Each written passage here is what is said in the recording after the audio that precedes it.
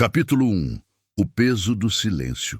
Meu nome é Roberto. Tenho 46 anos, sendo 30 deles vividos em cima de caminhão. Não sei fazer outra coisa. Não sei se quero. Eram 5 da manhã quando deixei Anápolis para trás, carregado com 23 toneladas de milho rumo a Palmas. A BR-153 estava vazia naquele horário, só eu e a estrada se estendendo infinita sob um céu ainda escuro, pontilhado de estrelas que iam sumindo devagar, conforme o sol ameaçava nascer lá no horizonte. O cheiro de diesel vinha forte pelas janelas abertas, misturado com o ar frio da madrugada goiana. Liguei o rádio. Desliguei 2 minutos depois. O silêncio era melhor. Sempre foi. Tem gente que não aguenta ficar sozinha. Precisa de música, de conversa, de barulho para preencher o vazio. Eu aprendi a conviver com ele. O vazio virou companhia. Companhia ruim, mas companhia. 3 anos já, desde que Márcia se foi. 3 anos que a casa em Goiânia virou só um endereço onde eu guardava roupa e pagava conta de luz. O caminhão era onde eu morava de verdade. O motor roncava num ritmo constante, quase hipnótico. Meus olhos acompanhavam a linha amarela no centro do asfalto, aquela faixa contínua que te guia, mas nunca te leva a lugar nenhum. Passei por Jaraguá ainda de madrugada, a cidade dormindo de um lado, plantações do outro. Mais à frente, Rianápolis. Depois, Ceres. Nomes que eu sabia de cor. Postos que conhecia cada rachadura no chão. 30 anos. Quantas vezes eu tinha feito esse mesmo trajeto? Quantas vezes tinha parado no mesmo restaurante quilômetro 187, comido o mesmo prato feito, ouvido as mesmas reclamações do seu Orlando sobre a política? Tudo igual, tudo seguro, tudo morto. Quando Márcia estava viva, eu reclamava da rotina. Dizia que queria parar, que queria ficar mais em casa, que estava cansado de dormir em cabine e acordar sem saber direito em que cidade estava. Ela sorria daquele jeito dela, meio de lado, meio triste, e falava que eu ia ficar louco se parasse, que a estrada estava no meu sangue. Ela tinha razão. Quando ela se foi, câncer, rápido demais, cruel demais, a estrada deixou de ser fuga. Virou prisão, mas era a única prisão que eu conhecia. Então segui nela. Levantava de madrugada, checava óleo e pneu, carregava o que mandassem carregar, entregava onde mandassem entregar. Comia sozinho, dormia sozinho, dirigia sozinho. Às vezes, nas paradas, outros caminhoneiros vinham conversar. Eu respondia o necessário. Sim, não, pode ser. Depois voltava para a cabine e esperava o dia seguinte chegar. O sol nasceu devagar, tingindo o cerrado de dourado. Aquele dourado bonito, quente, que faz a poeira da estrada brilhar no ar. Baixei a viseira, ajeitei a postura no banco. Mais 200 quilômetros até o almoço, mais 500 até Palmas, mais uma entrega, mais um dia. Passei por Uruaçu por volta das 8. O calor já pesava, grudava na pele, fazia o ar vibrar sobre o asfalto. Caminhonetes de fazendeiros, motos carregadas de galinhas em gaiola, uma Kombi enferrujada com adesivo de candidato a vereador colado no vidro traseiro. O Brasil profundo, aquele que não aparece na televisão, aquele que eu conhecia de cor e nunca me cansava de ver. Parei no posto do quilômetro 312 para abastecer e tomar um café. A moça do caixa me reconheceu. E aí, seu Roberto? Muito tempo. Forcei um sorriso. Pois é, a estrada não para. Ela falou qualquer coisa sobre o calor, sobre o movimento fraco, sobre o marido que tinha arrumado emprego numa serraria. Eu acenei, paguei, saí. Não quis ser grosso, mas também não quis conversa. Voltei para o caminhão e segui. A BR-153 cortava o estado como uma cicatriz velha. De cada lado, fazendas imensas, gado magro pastando sob um sol inclemente. Cercas de arame que se estendiam até onde a vista alcançava. De vez em quando, uma placa indicando vilarejo. 5 casas, uma igreja, um bar, lugares que nasciam e morriam sem que ninguém percebesse. Eu dirigia no automático. braço esquerdo apoiado na janela, mão direita no volante, pé controlando o acelerador sem pensar. A mente vagava, sempre vagava. Pensava em Márcia, no jeito que ela prendia o cabelo com um elástico velho, na maneira como torcia o nariz quando não gostava de alguma coisa. Na última vez que a vi, tão magra, tão cansada, segurando minha mão e dizendo que estava tudo bem, que eu não precisava ficar ali. Mas eu fiquei, e não adiantou nada. Balancei a cabeça, afastando as lembranças. Não adiantava, nunca adiantava. Elas sempre voltavam, especialmente na estrada, quando não havia nada para ocupar a mente, além do asfalto e do zumbido do motor. 12:00. Parei para almoçar num restaurante de beira de estrada perto de Porangatu. Arroz, feijão, carne seca, farofa, o de sempre. Comi sozinho numa mesa de canto, olhando pela janela embaçada a estrada lá fora, os caminhões passando, a vida seguindo em frente. Sempre em frente. Nunca parava. Paguei a conta e voltei para o caminhão. O calor da tarde era brutal, sufocante. O ar-condicionado do caminhão funcionava mal, então dirigi com as janelas abertas, o vento quente entrando pela cabine, secando o suor antes mesmo que ele escorresse. Mais 1 hora de estrada, mais um trecho igual, mais uma entrega que ia acontecer, que ia terminar, que ia me deixar vazio de novo. Eu não sabia. Não sabia que naquela tarde tudo ia mudar. Não sabia que alguns quilômetros à frente alguém ia precisar de mim.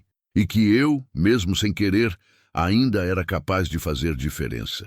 A fumaça ainda não tinha aparecido, mas já estava vindo. Fim do capítulo 1. Continue e alongue o próximo 10.01. Planejou expandir cena com tensão, detalhes sensoriais e reflexões internas. O usuário quer que eu continue com o capítulo 2 e que alongue bastante. Vou desenvolver a parte onde Roberto vê a fumaça, se aproxima da cena e começa a entender o que está acontecendo. Preciso criar tensão crescente, detalhes sensoriais e manter o tom em primeira pessoa com reflexões internas. Vou alongar bastante, explorando os pensamentos dele, as hesitações, o medo, a decisão gradual de parar. Capítulo 2. A fumaça negra. Eram quase 5 da tarde quando vi a fumaça. Não foi de imediato. Primeiro, foi só uma mancha escura no horizonte, do lado direito da estrada, misturada com as nuvens baixas que começavam a se formar com a aproximação da noite. Eu quase não prestei atenção. Queimada é coisa comum no cerrado. Fazendeiro limpando pasto, gente queimando lixo, mato seco que pega fogo sozinho com o calor. Mas alguma coisa no meu peito apertou. Continuei dirigindo. O motor roncava firme. Os pneus cantavam no asfalto quente. A estrada estava vazia naquele trecho. Apenas eu e a imensidão do cerrado de cada lado. Capim dourado balançando com o vento. Árvores retorcidas espalhadas aqui e ali. Cercas de arame dividindo propriedades que se estendiam por quilômetros. A fumaça foi ficando mais clara conforme eu me aproximava. Não era aquela fumaça branca e fina de queimada controlada, daquelas que sobem retas e somem no céu. Era preta, grossa, pesada. Subia em espirais tortas, como se estivesse lutando para subir, carregada de veneno. Fumaça assim não nasce de capim seco. Fumaça assim vem de plástico queimado, de borracha, de gasolina. Fumaça assim vem de desgraça. Meu pé afrouxou no acelerador sem que eu mandasse. O caminhão começou a perder velocidade gradualmente, obediente. Eu podia ter acelerado de novo, podia ter seguido em frente. Ainda estava longe o suficiente para fingir que não tinha visto nada, para continuar meu trajeto, fazer minha entrega, dormir em algum posto e acordar no dia seguinte como se nada tivesse acontecido. 30 anos de estrada ensinam muita coisa. Ensinam a trocar pneu no escuro. Ensinam a calcular diesel de cabeça. Ensinam a dormir com barulho de freio pneumático.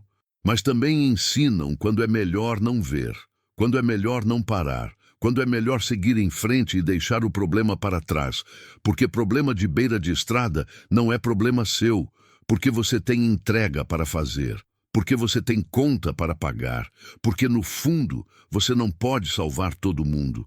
Eu tinha aprendido essa lição, tinha aprendido bem. Ainda assim, meu pé continuou soltando o acelerador. O caminhão foi reduzindo, 80 quilômetros por hora, 70, 60. O motor gemeu baixo, ajustando as marchas, sentindo que algo estava diferente. Eu segurava o volante com as duas mãos agora, a tensão subindo pelos braços, pelo pescoço, até apertar a mandíbula. Só dar uma olhada, pensei. Só confirmar que não é nada grave e seguir. A fumaça estava mais perto agora. Vinha de uma propriedade do lado direito da estrada, uns 300 metros para dentro. Dava para ver a cerca de arame farpado que dividia a terra da rodovia. Postes de madeira carcomida, segurando os fios tensos. Dava para ver o capim alto e seco, balançando com o vento quente da tarde. E dava para ver o fogo. Não era grande ainda. Não era aquelas queimadas imensas que tomam hectares inteiros e fumam por dias. Era um fogo rasteiro, correndo pela base da cerca, lambendo os postes, estalando o capim seco com uma fome contida. Mas era rápido, muito rápido. O vento empurrava as chamas para frente, fazendo-as dançar, crescer, se espalhar. E então o cheiro chegou. Entrou pela janela aberta e me acertou como um soco no estômago. Mato queimado, sim, aquele cheiro áspero de capim virando cinza. Mas tinha outra coisa junto. Algo ácido, agressivo, químico, gasolina. Alguém tinha jogado gasolina ali. Meu estômago afundou. Pisei no freio. O caminhão obedeceu, com um suspiro longo das câmaras de ar, balançando um pouco enquanto parava completamente na beira da estrada. Coloquei o pisca-alerta. O tic-tac ritmado preencheu o silêncio da cabine enquanto eu ficava ali parado, mãos no volante, coração batendo mais rápido do que deveria. Podia ir embora ainda. Não tinha visto nada demais. Só fogo. Fogo acontece. Não era meu problema. Mas a gasolina... Ninguém joga gasolina numa cerca só para queimar mato. Olhei pelo retrovisor. A estrada estava vazia. Olhei para frente. Vazia também. Só eu, o caminhão e aquela fumaça preta subindo a 200 metros de distância. Respirei fundo. O ar estava quente, seco, carregado daquele cheiro de queimado que agora grudava na garganta. Desliguei o motor. O silêncio que veio foi quase assustador. Sem o ronco do motor, sem o barulho do vento entrando pelas janelas, só sobrou o tic-tac do pisca-alerta e lá longe o estalo baixo do fogo comendo madeira. Abri a porta e desci. O calor me acertou como uma parede. O sol da tarde ainda era forte, daquele jeito inclemente do cerrado que queima a pele mesmo no fim do dia. Dei alguns passos para frente, parando na beira do asfalto, olhando para a propriedade onde o fogo ardia. Foi aí que eu ouvi um grito. Não foi alto. Não foi daqueles gritos de desespero que cortam o ar e fazem todo mundo parar. Foi um grito rouco, cansado, quase sem força. Um grito de quem já tinha gritado demais e agora só restava um fio de voz. Um grito de mulher. Meu sangue gelou. Olhei ao redor, nada, nenhum carro, nenhuma casa por perto. Só a cerca, o fogo e aquele grito que vinha de algum lugar lá dentro da propriedade. Ela gritou de novo. Socorro! A voz era fraca, mas o desespero nela era palpável. Não era grito de susto, era grito de quem estava em perigo real, de quem estava presa, de quem estava morrendo. Minha mente acelerou. Chamar polícia? Não tinha sinal de celular ali. Nem todo o trecho da BR-153 tinha cobertura. Esperar alguém passar podia demorar meia hora, 1 hora, tempo demais. O fogo estava se espalhando. Eu via as chamas avançando pela cerca, pulando de um poste para outro, lambendo o arame que começava a brilhar com o calor. E ela estava lá, presa, sozinha, morrendo. Voltei correndo para o caminhão e peguei a garrafa de água que sempre carregava embaixo do banco. Não ia adiantar contra o fogo, mas era o que eu tinha. Passei por baixo da cerca. Os arames estavam quentes, senti o calor mesmo sem tocar, e comecei a correr em direção à fumaça. O capim alto roçava nas minhas pernas. O cheiro de gasolina estava mais forte agora, misturado com o cheiro acre de plástico derretido. Meus olhos ardiam. Tossi, tentando limpar a garganta da fuligem que já começava a entrar nos pulmões. O fogo estava a uns 100 metros, 50, 20, e foi quando eu a vi. Meu Deus!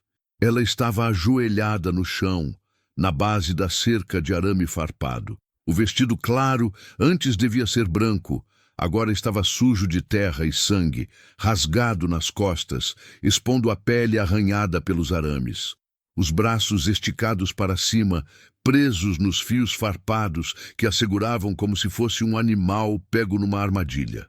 Ela era grávida, muito grávida. A barriga imensa pressionada contra o chão, o corpo curvado numa postura impossível, tentando se soltar, mas só conseguindo se machucar mais. Ela virou o rosto na minha direção.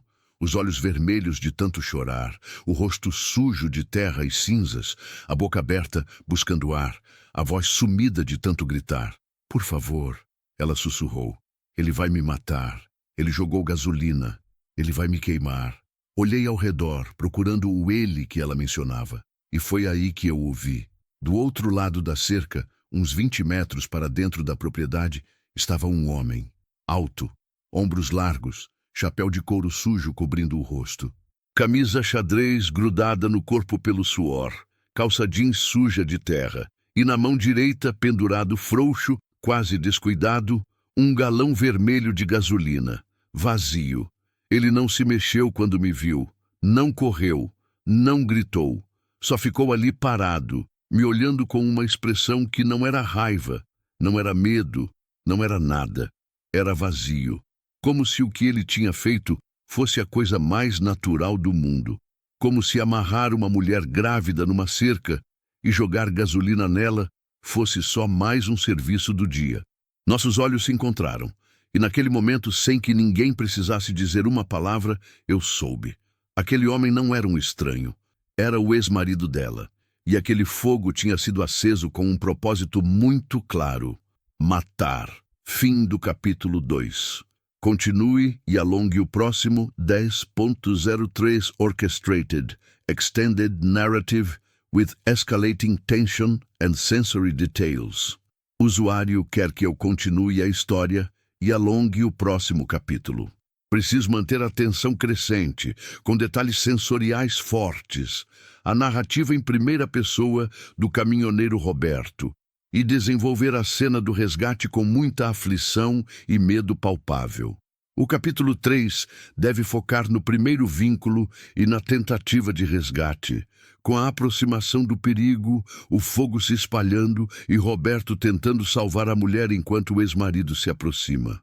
Devo alongar bem, incluindo a reação inicial de Roberto ao ver a situação, diálogos curtos e tensos com a mulher, descrições sensoriais do fogo, calor, cheiro, a tentativa de soltar ela dos arames, o ex-marido se aproximando, reflexões internas de Roberto sobre suas escolhas, a escalada da tensão até o clímax, onde ele tem que tomar uma decisão. Preciso manter o tom realista, brasileiro, com detalhes do cerrado e a tensão crescente. O capítulo deve ser bem alongado, com cerca de 2.500 palavras. Capítulo 3.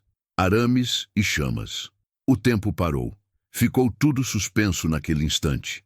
Eu, a mulher presa, o homem parado com o galão vazio na mão, o fogo se aproximando pela cerca. O vento quente empurrava as chamas, fazendo-as dançar, crescer, estalar cada vez mais alto. O cheiro de gasolina misturado com fumaça preta queimava dentro do nariz, descia pela garganta, grudava nos pulmões. Eu tinha que escolher. Podia dar meia volta. Voltar para o caminhão, seguir viagem. Não era meu problema. Não era minha mulher, não era minha briga. 30 anos de estrada me ensinaram que quem se mete onde não é chamado acaba levando a pior. Quantas vezes eu tinha visto isso?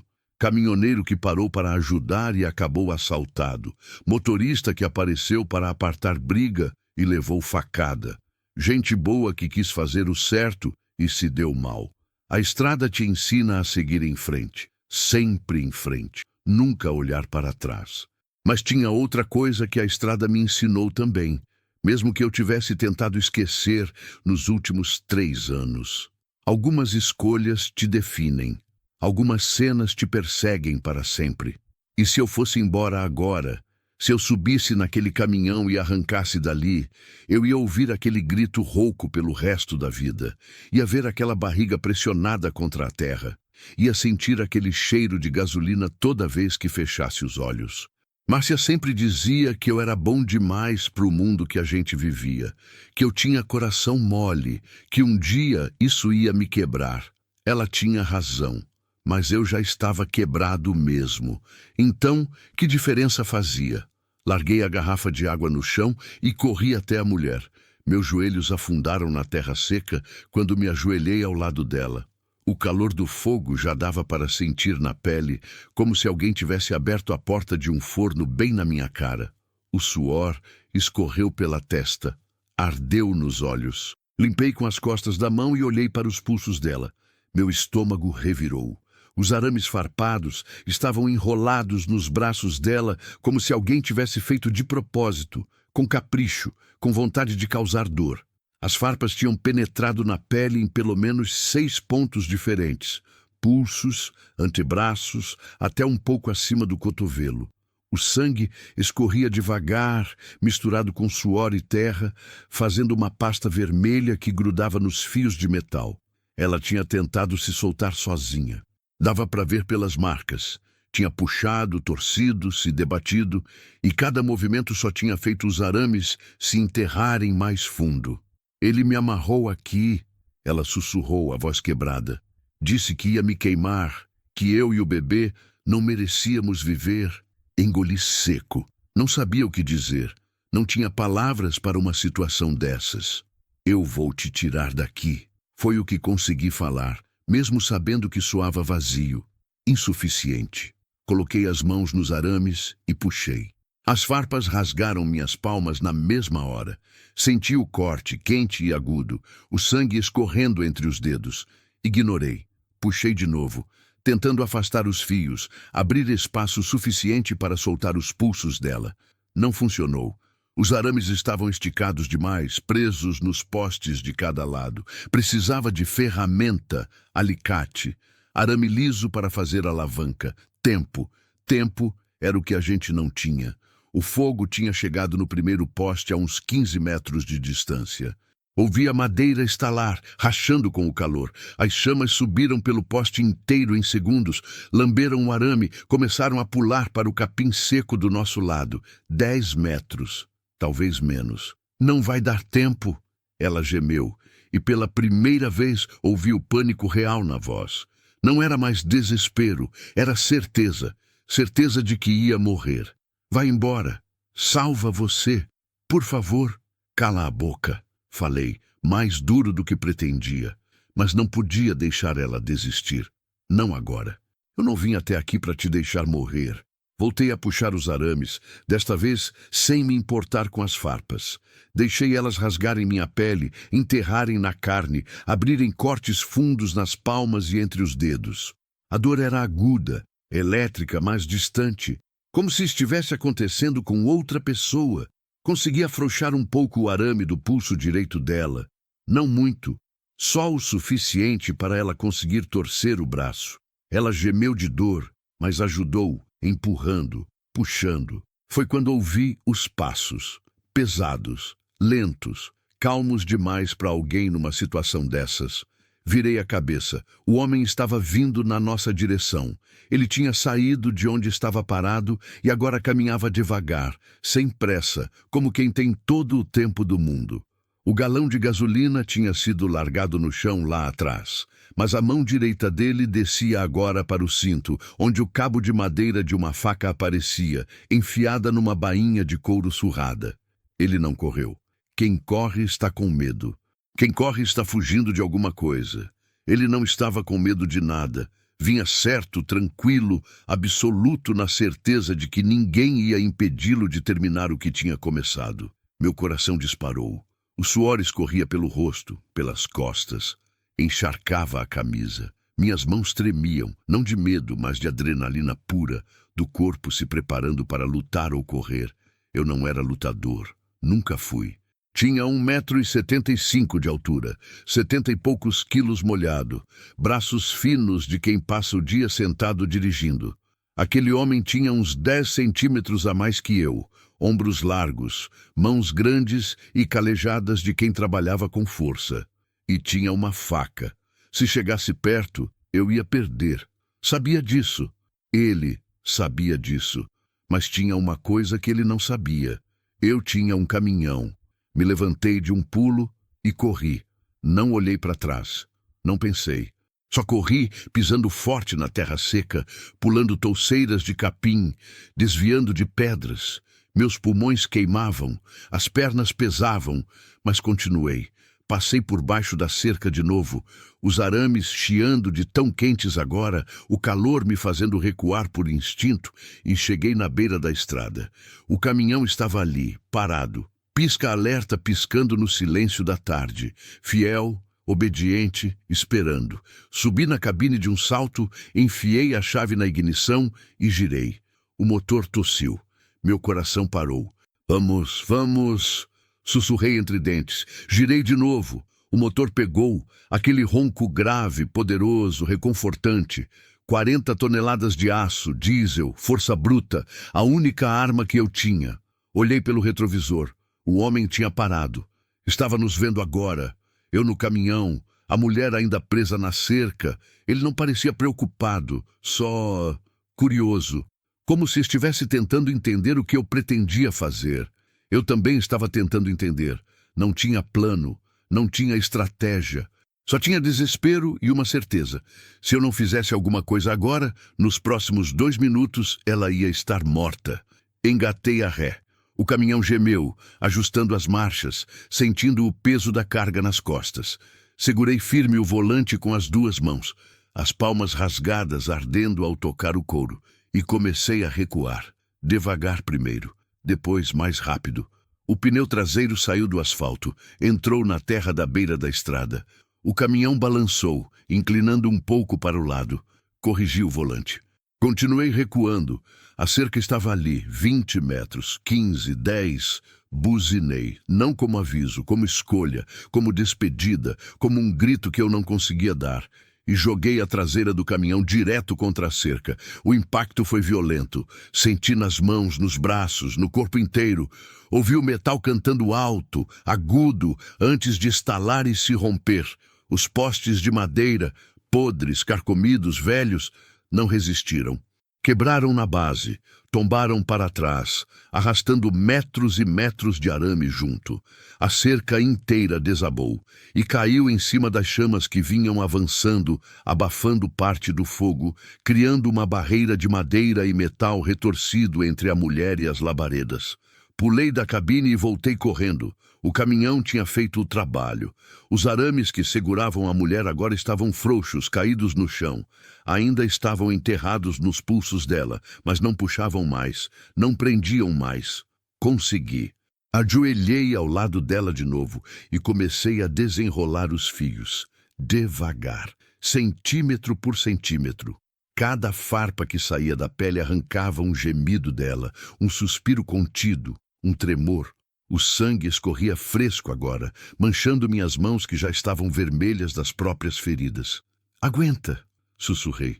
Só mais um pouco. O último arame saiu. Ela desabou para frente sem forças. Segurei ela antes que batesse com o rosto na terra. O corpo dela era leve demais para alguém grávida daquele jeito. Só pele e osso. E aquela barriga imensa, dura, tensa. Consegue andar? Perguntei.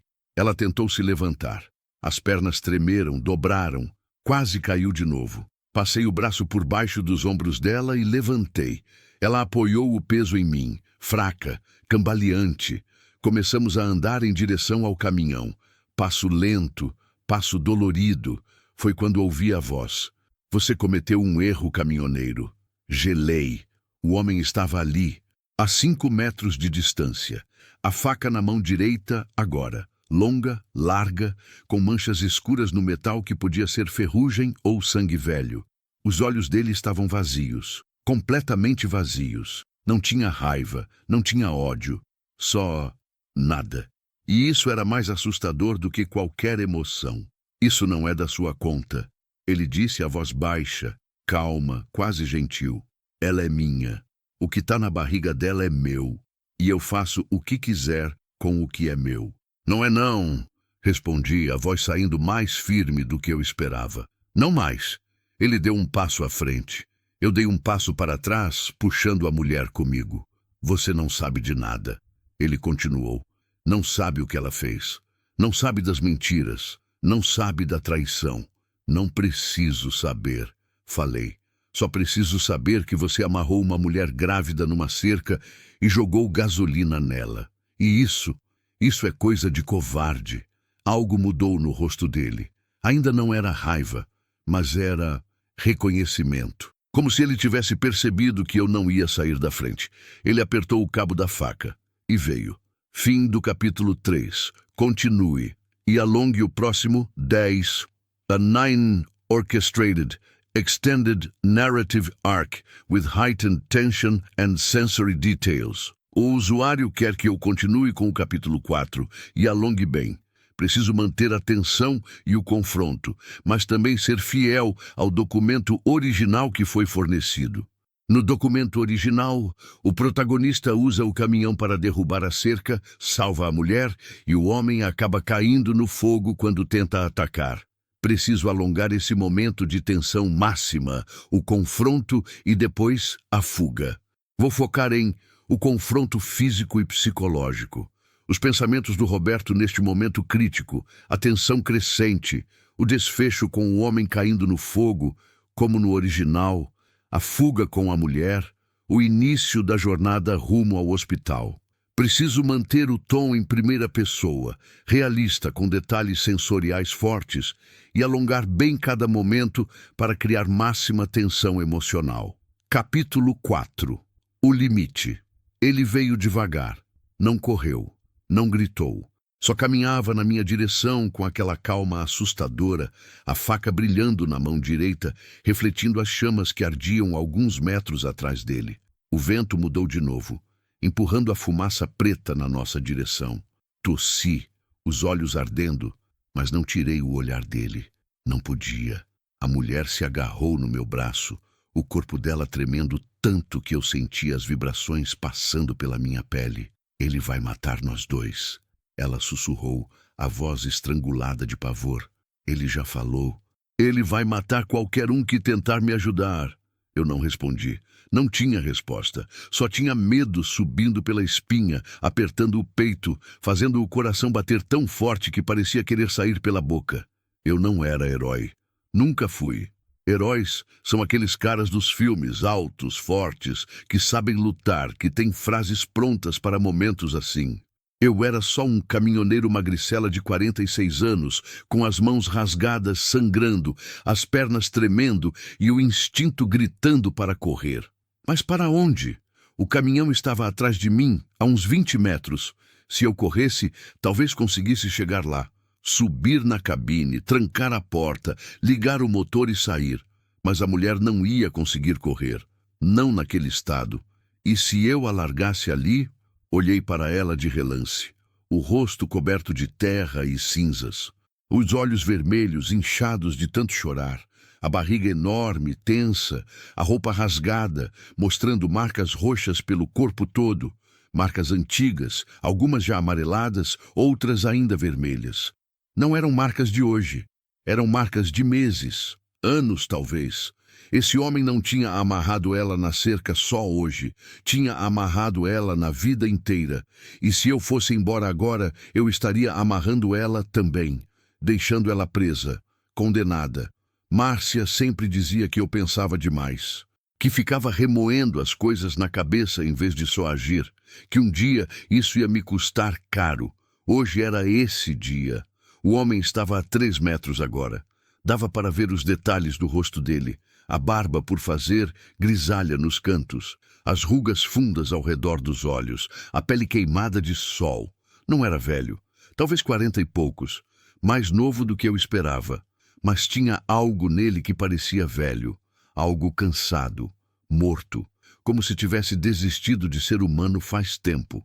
Última chance, ele disse, parando a 2 metros de distância.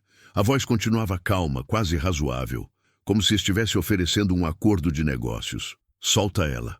Vai embora. Eu esqueço que você esteve aqui. Ninguém precisa se machucar mais do que já se machucou. E ela? Consegui perguntar, mesmo com a garganta seca. Ele olhou para a mulher como se estivesse vendo um objeto, uma coisa, não uma pessoa. Ela pagou o preço dela faz tempo, respondeu. Só falta acertar as contas. Que contas? A voz saiu mais alta do que eu queria. Ela está grávida. Que conta uma mulher grávida pode ter que mereça ser queimada viva? Algo passou pelo rosto dele, rápido demais para eu identificar. Raiva, dor, loucura. Esse filho não é meu, ele disse. E pela primeira vez a voz tremeu. Só um pouco, mas tremeu. Ela me traiu, me enganou, me fez de idiota na frente de todo mundo. E agora quer que eu aceite? Que eu crie um bastardo como se fosse meu? Ele deu mais um passo. Eu recuei, puxando a mulher comigo. Eu ofereci perdão, ele continuou, e agora a voz estava ficando mais aguda, mais instável. Ofereci uma segunda chance. Disse que ia esquecer tudo se ela tirasse essa coisa de dentro dela, mas ela recusou. Disse que ia ter o filho de qualquer jeito, que ia me deixar, que ia viver longe de mim. A faca subiu, apontando para nós. Ninguém me deixa. A mulher soluçou atrás de mim. Eu nunca traí ele, ela sussurrou, a voz quebrada. O bebê é dele, sim. Eu juro por Deus que é, mas ele não acredita. Ele nunca acredita em nada que eu falo. Ele só quer razão para me machucar. Meu estômago revirou. Olhei para o homem de novo, para os olhos vazios, para a postura relaxada demais, para a faca segurada com tanta naturalidade, como se fosse uma extensão da mão. Esse homem não estava louco. Estava pior que louco. Estava convencido de que estava certo, de que era a vítima, de que o que estava fazendo era justiça. E não tinha argumento, não tinha lógica, não tinha súplica que ia mudar isso. Sai da frente, caminhoneiro, ele disse, a voz voltando àquela calma assustadora. Você já fez sua boa ação do dia, já mostrou que é bonzinho. Agora vai embora e deixa eu terminar o que comecei. Não, a palavra saiu sozinha, firme, clara. Nem eu esperava. Ele piscou, surpreso. Não, repetiu como se não tivesse entendido direito. Não, falei de novo. Você não vai encostar nela. Não enquanto eu estiver aqui. Silêncio. O vento soprou, quente e seco, trazendo mais fumaça. As chamas estalaram mais alto atrás dele, lambendo os restos da cerca derrubada, se espalhando pelo capim. Ele riu. Não foi uma risada alta. Foi baixa, curta, sem humor algum. Você acha que é forte? Perguntou. Acha que pode me parar? Não achava. Sabia que não podia. Mas tinha aprendido uma coisa nos 30 anos de estrada. Não precisa ser forte para fazer a coisa certa. Só precisa estar disposto a pagar o preço. E depois de 3 anos vagando vazio, dirigindo sem rumo, acordando todo dia desejando que Márcia ainda estivesse ali, que diferença fazia o preço? Ele veio. Rápido dessa vez. A faca subiu no ar, descrevendo um arco largo na direção do meu pescoço. Instinto me fez recuar, empurrando a mulher para trás. A lâmina passou a centímetros do meu rosto, cortando apenas o ar. Ele veio de novo. Dessa vez mirou o peito. Me joguei para o lado. Tropecei. Quase caí. A faca rasgou a manga da minha camisa, só isso. Senti o rasgo, mas não a dor. Ainda não. Ele era rápido, muito mais rápido do que parecia. E eu estava cansado, com as mãos sangrando, com o corpo doendo, com 46 anos nas costas e uma vida inteira de dirigir, não de lutar. Ele ia me matar. Era questão de tempo. Mas tempo era o que a mulher precisava. Coloquei-me entre eles de novo, de costas para ela, de frente para ele. Os braços abertos, como se pudesse proteger alguém só com o corpo. Corre, falei para ela sem virar. Vai pro caminhão. Tranca a porta. Não abre para ninguém. Mas você... Vai! Ouvi os passos dela se afastando, lentos, cambaleantes. Mas se afastando, o homem olhou para ela, depois para mim. A mandíbula se contraiu. Você é burro ou quer morrer? Talvez os dois, respondi. E nem eu sei de onde veio a coragem para falar isso. Ele avançou de novo. Dessa vez, não tentei desviar. Não tinha como. Ele era rápido demais. Então fiz a única coisa que veio na cabeça. Me joguei para frente, direto nele. Ele não esperava. Ninguém esperaria. Quem se joga na direção de uma faca? Meu ombro acertou o peito dele em cheio. Ouvi o ar escapar dos pulmões dele num gemido surpreso. Perdeu o equilíbrio, cambaleou para trás. Caímos juntos, rolamos na terra. Poeira subiu, a faca escapou da mão dele. Ouvi o metal batendo no chão em algum lugar perto. Minhas mãos tentavam agarrar, segurar, impedir que ele se levantasse. As dele faziam o mesmo. Ele era mais forte, muito mais forte. Me virou, pressionou meus ombros contra o chão, subiu em cima de mim. O peso dele esmagava meu peito. Não conseguia respirar direito. As mãos dele subiram para o meu pescoço.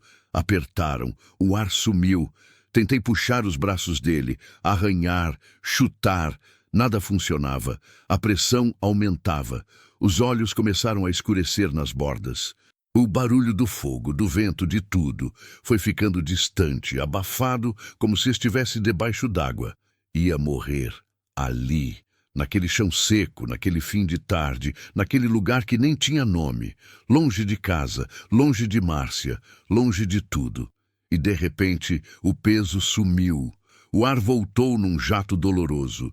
Tossi, engasguei, rolei de lado, buscando oxigênio com desespero. Quando abri os olhos, vi ela, a mulher, de pé, segurando uma pedra grande com as duas mãos. Sangue escorrendo pelos pulsos machucados. O rosto contraído de dor e esforço. O homem estava a alguns metros de joelhos, uma mão na cabeça onde a pedra tinha acertado. Sangue escorria entre os dedos. Ela tinha voltado, não tinha corrido. Tinha voltado para me ajudar. «Corre agora!» gritei, me levantando cambaleante. Mas o homem também se levantou e encontrou a faca. O olhar dele não era mais vazio. Era puro ódio. Veio na direção dela. Rápido, furioso, sem pensar. Foi aí que eu vi. O fogo tinha se espalhado. Muito. Enquanto brigávamos, as chamas tinham avançado, alimentadas pelo vento, pelo capim seco, pelos restos de madeira e gasolina. Formavam agora um semicírculo ardente a poucos metros atrás dele. Ele não viu. Estava focado demais nela. Focado demais na raiva. Corri, não para atacar, para desviar.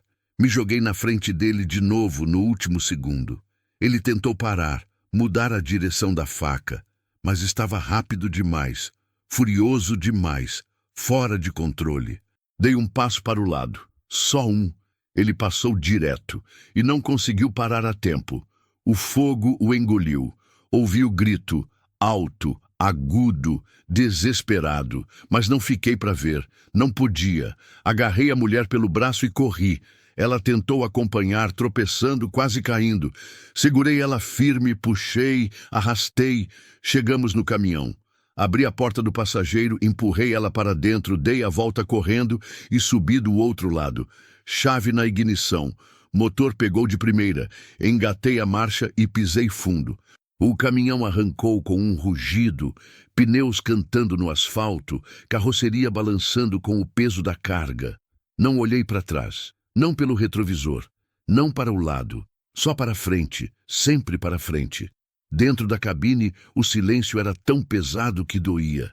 A mulher estava encolhida no banco do passageiro, os braços em volta da barriga, tremendo, o rosto coberto de lágrimas, cinzas, sangue. A respiração vinha irregular, entrecortada, em soluços secos que sacudiam o corpo inteiro. Eu segurava o volante com força, as mãos rasgadas, ardendo, os nós dos dedos brancos de tanta tensão. O suor escorria pelo rosto, pelas costas, encharcava a camisa. Meu coração batia tão rápido que parecia querer explodir. Acabei de matar um homem, não diretamente, não com minhas mãos, mas tinha sido minha escolha, meu passo para o lado, minha decisão. Ele tinha caído no fogo por minha causa, e eu tinha saído dirigindo como se nada tivesse acontecido. As mãos tremiam no volante. Respirei fundo. Tentei organizar os pensamentos, não consegui. Só via aquele corpo caindo nas chamas, ouvia aquele grito. Ele vai morrer? A voz dela me trouxe de volta, fraca, quase inaudível. Não respondi de imediato. Não sabia a resposta. Não queria saber. Não sei, falei finalmente. Mas não vamos voltar para descobrir. Ela assentiu devagar e se encolheu mais no banco. O velocímetro marcava 100 quilômetros por hora. Depois, 110, 120. O limite da via era 80, mas eu não me importava. Precisava de distância, precisava de tempo, precisava de... Hospital, ela sussurrou. Preciso de hospital. O bebê... Olhei para ela. Pela primeira vez desde que tinha entrado no caminhão, realmente olhei e vi o sangue, muito sangue, escorrendo entre as pernas dela, manchando o banco, pingando no assoalho. Meu estômago afundou. Aguenta, falei pisando mais fundo no acelerador. Só aguenta mais um pouco. Eu vou te levar, eu prometo. Ela gemeu baixo, a mão apertando a barriga, o rosto contraído de dor. E eu dirigi como nunca tinha dirigido na vida, porque naquele dia eu não estava carregando milho, estava carregando 2 vidas e não ia deixar nenhuma delas se perder. Fim do capítulo 4. Continue e alongue o próximo 10.2 Orchestrated, Extended Narrative Chapter with Emotional Depth and Sensory Detail. O usuário pediu para continuar e alongar o próximo capítulo. Vou criar o capítulo 5, mantendo a narrativa tensa e emocional. Neste capítulo preciso mostrar a corrida desesperada para o hospital, desenvolver mais a relação entre o caminhoneiro e a mulher, incluir diálogos reveladores sobre o passado dela e dele, manter a tensão. O bebê está em risco. Trabalhar as emoções do protagonista sobre o que acabou de acontecer. Incluir detalhes sensoriais e da estrada brasileira. Alongar bastante o capítulo com momentos de aflição e reflexão. Vou focar em a angústia de tentar chegar a tempo. Conversas reveladoras entre eles. Memórias do caminhoneiro sobre Márcia. A luta da mulher para se manter consciente. Detalhes da estrada, das cidades, do trajeto. Momentos de medo e incerteza. Humanização dos personagens através de diálogos. Capítulo 5. Quilômetros de angústia.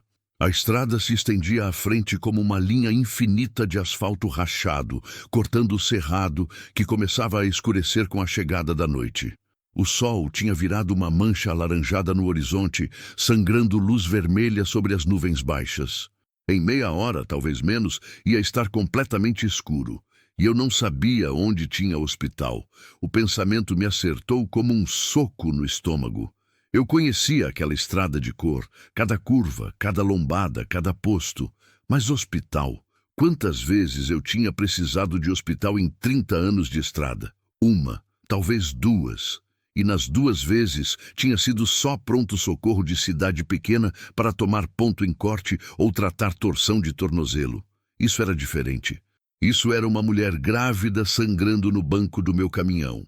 Isso era urgência de verdade. Quanto tempo? Até o hospital? Ela perguntou, a voz saindo em fios finos, entrecortada pela dor. Olhei para ela de relance. Estava ainda mais pálida agora, se é que isso era possível. Os lábios sem cor, o suor brilhando na testa, as mãos apertando a barriga com tanta força que os dedos estavam brancos. Não sei, respondi, e a honestidade doeu mais do que esperava. A cidade mais perto é Porangatu, mas não sei se tem hospital lá. Talvez só posto de saúde. E se não tiver? Então a gente segue para Gurupi. Lá tem com certeza. Quanto tempo? Fiz o cálculo de cabeça. Estávamos talvez a uns 150 quilômetros de Gurupi. Nessa velocidade, 2 horas, talvez menos se eu forçasse, mas pelo jeito que ela estava, não sei se tínhamos 2 horas. Vamos chegar a tempo, Falei, tentando colocar convicção na voz. Só aguenta firme. Respira devagar. Tenta não fazer força. Ela assentiu, mas vi a lágrima escorrendo pelo canto do olho, deixando um rastro limpo na pele suja de cinzas. O velocímetro marcava 130. O motor gemia com o esforço, reclamando da velocidade com a carga pesada. Eu podia forçar mais, chegar a 140, 150. Mas naquela estrada cheia de buraco, com curvas fechadas e trechos sem acostamento, ia ser suicídio. Precisava de equilíbrio, rápido o suficiente para chegar a tempo, devagar o suficiente para chegar vivo. Passei por uma carreta parada no acostamento, pisca-alerta ligado. O motorista estava trocando pneu, ajoelhado na beira do asfalto. Ele levantou a cabeça quando passamos, certamente estranhando a velocidade, mas já tínhamos sumido antes que pudesse ver direito. Como você se chama? Perguntei de repente. Não sei porquê. Talvez para mantê-la acordada. Talvez para me distrair do medo que subia pela garganta. Ela demorou para responder. Quando falou, a voz saiu tão baixa que quase não ouvi. Joana, Joana, repeti. Eu sou Roberto. Silêncio. O ronco do motor preenchendo o espaço entre nós. Obrigada. Roberto, ela sussurrou, por ter parado, por não ter fugido. Apertei o volante mais forte. As feridas nas palmas arderam com a pressão, mas ignorei. Qualquer um teria parado. Falei. Não é verdade. Ela soltou um riso curto, sem humor, que se transformou em gemido de dor. Outros carros passaram antes de você. Eu gritei. Gritei até a voz sumir. Eles viram, eu sei que viram, mas ninguém parou. Meu estômago apertou. Imaginei a cena, ela amarrada naquela cerca, gritando por socorro, vendo carros passarem um atrás do outro. Gente olhando, reconhecendo que tinha algo errado e decidindo que não era problema deles. Quantas vezes eu tinha feito a mesma coisa, não com alguém amarrado em cerca, mas com gente pedindo carona na beira da estrada, com caminhoneiro quebrado precisando de ajuda, com situações onde parar ia me atrasar, me complicar, me envolver em algo que não era da minha conta. Quantas vezes eu tinha sido um daqueles motoristas que passaram direto? Desculpa, falei, mesmo sem saber direito por quê. Pelo quê? Por todas as vezes que eu também não parei. Ela me olhou. Eu senti o olhar, mesmo sem tirar os olhos da estrada. Mas hoje você parou, disse ela suave. E hoje era o dia que importava. Engoli seco. Uma dor estranha se instalou no peito. Não era dor física, era outra coisa. Algo que eu não sentia faz tempo. Culpa, alívio, redenção? Não sabia. Passamos por Porangatu quando o céu já estava tingido de roxo escuro. A cidade apareceu do lado esquerdo da estrada, luzes amarelas se acendendo nas casas. Postes de iluminação pública piscando antes de estabilizar, movimento nas ruas de terra batida. Pensei em parar, procurar o posto de saúde, pedir ajuda, mas algo me disse para não parar. Cidade pequena assim, posto de saúde, não ia ter estrutura para parto de emergência, não com complicação. E pelo sangue que continuava escorrendo, manchando cada vez mais o banco, isso era complicação séria. Segui em frente. Tá doendo muito? Perguntei. Sim, a sinceridade da resposta me assustou. Sem choramingo, sem drama, só a verdade crua. Que tipo de dor? Contração? Cólica? Não sei, nunca tive filho antes. Ela respirou fundo, trêmula. Mas tá parecendo que algo tá rasgando por dentro. Meu pé apertou mais o acelerador sem que eu mandasse. 135, 140. Fala comigo, pedi. Sobre qualquer coisa, só para não desmaiar. Do que você quer que eu fale? Sei lá. Conta como você conheceu ele. Seu ex-marido. Silêncio longo. Tão longo que achei que ela não ia responder. Tinha 16 anos. Começou, finalmente, a voz distante, como se estivesse contando história de outra pessoa. Ele apareceu na fazenda do meu pai. Tinha vindo do sul, procurando trabalho. Meu pai deu emprego. Ele era bonito, forte. Falava bonito também. Me fazia sentir especial. Ela parou, respirando com dificuldade. Quando fiz 18, a gente casou. Meu pai não queria. Disse que tinha algo errado nele, algo nos olhos, mas eu não ouvi. Achava que era amor. Achava que ia ser feliz. E foi? No começo. Um soluço escapou. Nos primeiros meses ele era atencioso, carinhoso, mas foi mudando. Devagar. Começou com ciúme. Não queria que eu saísse sozinha, não queria que eu conversasse com ninguém. Depois veio a raiva. Por qualquer coisa. Prato na pia, roupa mal passada, comida sem sal. Eu conhecia essa história. Não porque tinha vivido, mas porque tinha visto. Caminhão leva a gente para todo tipo de lugar. Restaurante de beira de estrada, posto de gasolina, mercadinho de interior. E em todo lugar tem história. Mulher com olho roxo dizendo que caiu da escada. Mulher com braço quebrado dizendo que tropeçou. Mulher sumindo por semanas e voltando mais magra, mais calada, mais apagada. A gente vê e finge que não vê, porque é mais fácil assim. Quando veio a primeira vez que ele bateu em você? Perguntei baixo. 6 meses depois do casamento. A voz dela não tremeu. Discutimos porque eu tinha ido na casa da minha mãe sem avisar. Ele chegou bêbado, me empurrou. Cai. Bati a cabeça na quina da mesa. E você ficou? Para onde eu ia? Ela riu amargo. Meu pai tinha morrido 2 meses antes. Não tinha irmão, não tinha dinheiro, não tinha nada que fosse meu. Tudo era dele. A casa, a terra, até a roupa que eu usava ele dizia que era dele. Minha mandíbula doía de tão apertada. 3 anos, continuou. 3 anos aguentando, apanhando, me desculpando por coisas que não fiz, tentando ser perfeita para não deixar ele bravo, mas nunca era o suficiente. Sempre tinha algo, sempre tinha motivo. Ela parou de novo, a respiração ficando irregular. Quando descobri que estava grávida, achei que ia mudar, que ele ia, sei lá, ficar feliz, ser diferente. Mas ficou pior. Disse que o filho não era dele, que eu tinha transado com outro, que era uma vadia, uma mentirosa. O filho é dele? É. A resposta veio firme, sem hesitação. Juro por Deus que é. Nunca olhei para outro homem. Nunca. Mas ele não acredita.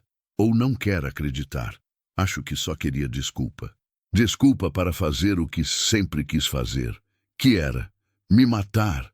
As palavras ficaram suspensas no ar da cabine, pesadas, concretas.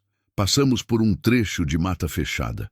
Árvores altas de cada lado, galhos se encontrando sobre a estrada, formando um túnel verde que bloqueava as últimas gotas de luz do dia. Os faróis do caminhão cortaram a escuridão, iluminando o asfalto à frente. E hoje, ela continuou, a voz embargando. Hoje, ele disse que era o último dia, que ia acabar comigo e com o bebê. Me arrastou para aquela cerca, me amarrou, jogou gasolina, acendeu o fósforo e jogou no capim. Ficou lá, parado, só olhando, esperando eu queimar. Ela chorou. Não aquele choro alto, dramático. Era choro silencioso, dolorido, de quem já chorou tanto que não tem mais força para fazer barulho. Se você não tivesse parado, sussurrou, eu estaria morta. Nós dois estaríamos. Não sabia o que dizer. Não tinha palavras para isso. Então não falei nada. Só dirigi. O silêncio voltou, pesado, carregado de coisas não ditas. Depois de alguns minutos, foi ela quem quebrou o silêncio. E você? Perguntou. Por que um caminhoneiro solitário estava passando justo ali, justo naquela hora? Sorte? Tentei. Não acredito em sorte. Acredito em Deus. Engoli seco. Faz tempo que eu não pensava em Deus. Desde que Márcia morreu, para ser honesto. Se Deus existia, se importava, por que tinha deixado ela sofrer daquele jeito? Por que tinha levado ela tão cedo, tão rápido, tão cruel? Não sei se acredito em Deus, falei, honesto. Mas sei que acredito em Márcia. Quem é Márcia? Era. A correção doeu. Era minha esposa. Morreu faz 3 anos. Câncer. Sinto muito. Eu também. Outro silêncio. Mas diferente agora. Mais leve. Compartilhado. Ela ia gostar de saber. Joana disse suave. que hoje você salvou alguém. Meu peito apertou. Os olhos arderam, pisquei rápido, afastando qualquer coisa que parecesse lágrima. Ainda não salvei ninguém, falei áspero. Você ainda está sangrando, ainda está longe do hospital, ainda pode... Mas vai dar certo. A voz dela tinha uma certeza estranha. Eu sei que vai, porque você não parou só para me salvar. Você parou porque precisava ser salvo também. Olhei para ela, surpreso. Ela me encarou de volta. E mesmo com o rosto sujo, machucado, pálido, tinha algo nos olhos dela. Algo forte, algo vivo. A gente se salvou junto, disse ela. Hoje, naquela estrada, Deus colocou 2 mortos-vivos, um no caminho do outro. E deu uma chance, uma última chance de voltar a ser gente. Não consegui responder, porque ela estava certa. Eu estava morto por dentro fazia 3 anos. Só seguindo o movimento, acordar, dirigir, entregar, dormir, sem propósito, sem razão, sem nada além do vazio e das lembranças. Mas hoje eu tinha escolhido, tinha parado, tinha lutado, tinha arriscado, tinha vivido. Mesmo que por alguns minutos, mesmo que por uma decisão, eu tinha voltado a sentir algo além de dor. Obrigado, falei baixo. Por quê? Por me fazer lembrar que ainda sou gente. Ela sorriu, pequeno, fraco, mas real. Foi quando ela gritou, alto, agudo, de dor pura. O corpo dela se contraiu, dobrando para frente, as mãos agarrando a barriga. Ela ofegava, sem ar, os olhos arregalados de pavor. Não, não, é cedo demais. Ela gemia. O bebê tá vindo. Meu coração disparou. Olhei o painel. Ainda estávamos a 80 quilômetros de Gurupi. 1 hora, talvez menos, mas pelo jeito dela, não tínhamos 1 hora. Aguenta! Gritei, pisando fundo no acelerador. Só mais um pouco, a gente tá quase lá.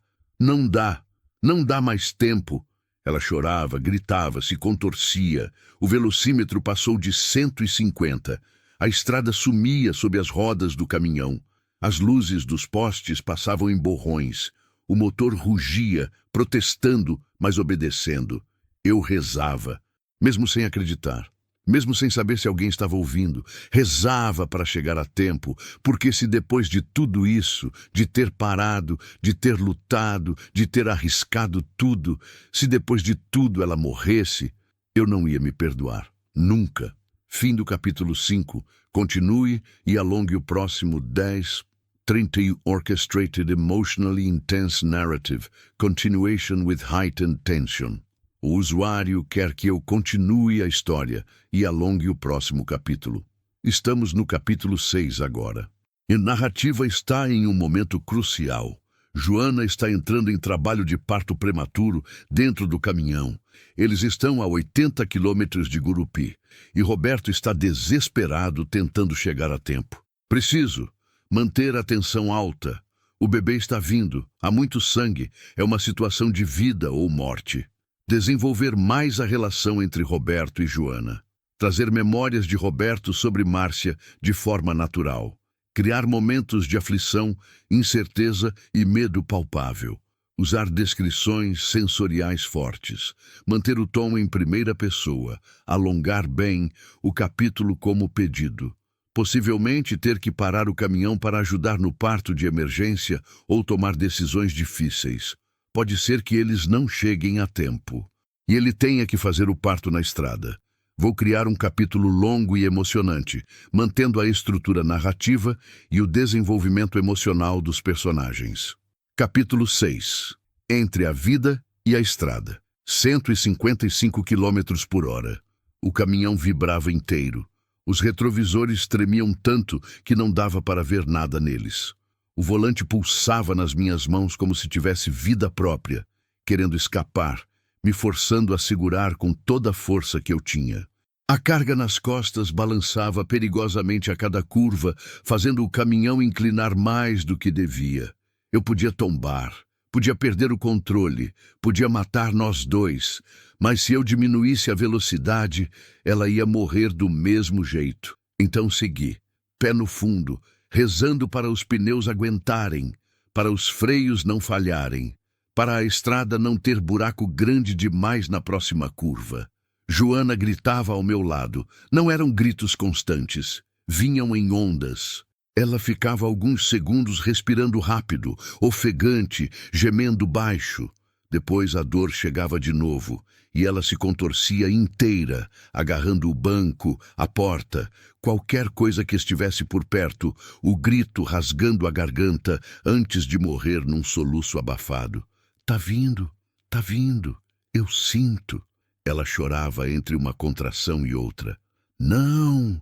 Gritei de volta, sabendo que era inútil, que não adiantava gritar, que a biologia não obedece ordem de caminhoneiro desesperado. Segura! Só mais um pouquinho! Falta pouco! Não dá! O grito dela foi tão alto, tão carregado de dor e desespero, que quase pisei no freio por instinto. Quase parei o caminhão ali mesmo, no meio da estrada, sem saber o que fazer. Mas continuei, porque parar significava aceitar que não ia dar tempo. E eu não podia aceitar isso. Não, depois de tudo. Passamos por um trevo, placa azul indicando saída para alguma cidade que nem registrei o nome. O caminhão balançou violentamente quando passei por cima de uma lombada que não via a tempo. Joana gritou de novo, não só de dor da contração, mas do impacto, do corpo machucado batendo contra o banco. Desculpa, desculpa, falei sem tirar os olhos da estrada. Ela não respondeu. Só chorava. O painel do caminhão acendeu uma luz vermelha. Temperatura do motor subindo. Eu estava forçando demais. Mas não podia parar para esfriar. Não podia diminuir. Não podia fazer nada, além de torcer para o motor aguentar mais 60 quilômetros. 60 quilômetros. 15 minutos, se eu mantivesse essa velocidade. Mas, pela respiração dela, pela forma como o corpo se contorcia cada vez mais, pelas contrações que vinham cada vez mais perto uma da outra, não sei se tínhamos 15 minutos. Roberto, a voz saiu fraca, quase sumida no meio do barulho do motor. Se eu não conseguir, se eu morrer, você precisa salvar o bebê. Você não vai morrer. Cortei, agressivo demais. Ninguém vai morrer. A gente vai chegar no hospital. Os médicos vão cuidar de vocês dois. E daqui uns meses você vai estar em casa com seu filho nos braços. Entendeu? Ninguém vai morrer. Eu estava gritando. Não com ela, com o mundo, com Deus, com o destino. Com tudo que tinha tirado Márcia de mim e agora ameaçava tirar mais alguém que eu mal conhecia, mas que de alguma forma já significava algo. Joana se encolheu no banco, tremendo. Desculpa, sussurrei, forçando a voz a ficar mais calma. Desculpa. Eu não aguento perder mais ninguém. Não consigo. Sua esposa... Ela começou, mas outra contração cortou a frase. Ela gemeu, mordeu o lábio com tanta força que vi sangue. Quando passou, continuou, a voz saindo em fios. Sua esposa. Você estava com ela. Quando ela morreu? A pergunta me pegou de surpresa. Ninguém nunca perguntava isso. As pessoas evitavam o assunto. Mudavam de conversa. Fingiam que morte não existia. Mas ali, naquele caminhão, com ela sangrando e morrendo, talvez, fingimento não fazia sentido. Tava, respondi, a garganta apertada. Nos últimos dias, ela estava internada, não comia mais, mal respirava. Os médicos disseram que era questão de horas. Fiz uma curva fechada. Os pneus cantaram. Corrigi o volante. Fiquei do lado da cama dela. Continuei sem saber por que estava contando, mas incapaz de parar. Segurei a mão dela.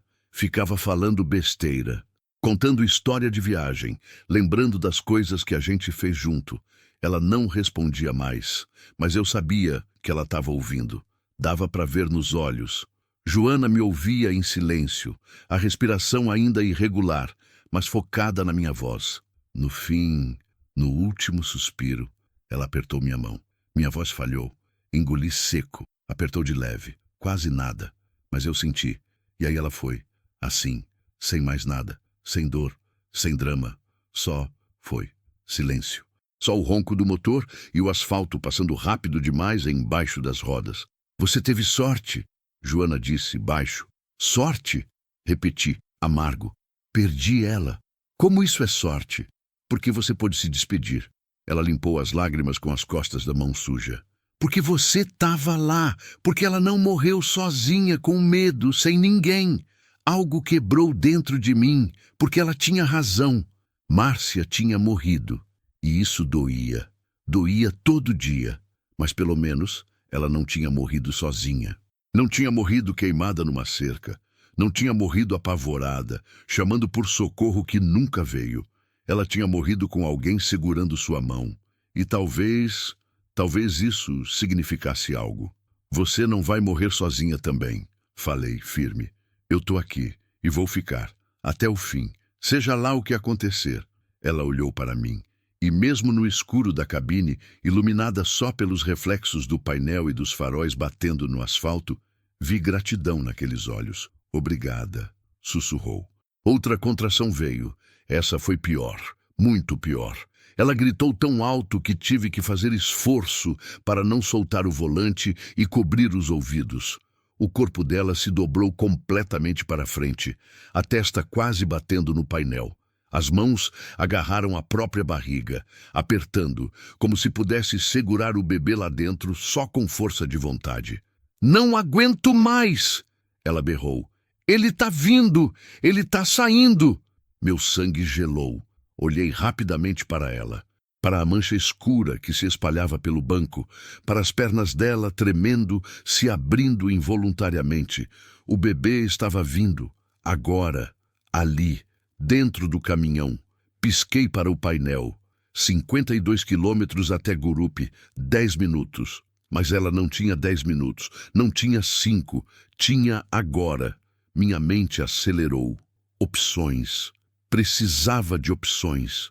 Continuar dirigindo, deixar ela ter o bebê sozinha enquanto eu tentava chegar no hospital. E se ela sangrasse demais? E se o bebê nascesse e caísse no chão do caminhão? E se o cordão enrolasse? Parar? Tentar ajudar? Mas eu não sabia nada de parto. Nunca tinha visto um bebê nascer. Não tinha material, não tinha nada. Mas tinha que escolher, e rápido. Vi uma placa, área de descanso, 500 metros, era o máximo que o destino ia me dar. Pisquei o pisca-alerta e comecei a reduzir. O caminhão foi perdendo velocidade, 140, 130, 120. O que você está fazendo? Joana ofegou. Não dá para continuar, falei, a voz tensa. O bebê está vindo. Se continuar dirigindo e você tiver ele aí sem ninguém para ajudar, não vai dar certo, a gente precisa parar. Mas o hospital... Não dá tempo para chegar no hospital, gritei e imediatamente me arrependi do tom. Respirei fundo, mas calmo. Não dá tempo, Joana. Então a gente vai fazer aqui. Eu vou te ajudar, a gente consegue. Confia em mim. Ela me olhou com pânico puro nos olhos, mas assentiu, porque não tinha escolha. Entrei na área de descanso. Um estacionamento de terra batida com 3 vagas para caminhão, todas vazias. Tinha um banheiro público trancado com cadeado e uma lixeira transbordando. Só isso. Nenhuma iluminação além dos meus faróis. Parei o caminhão. Motor desligado. Silêncio abrupto, quebrado apenas pela respiração irregular dela e pelo tic-tac do pisca-alerta que ainda estava ligado. Fiquei ali sentado, mãos no volante, tentando organizar os pensamentos. Eu não sabia fazer isso.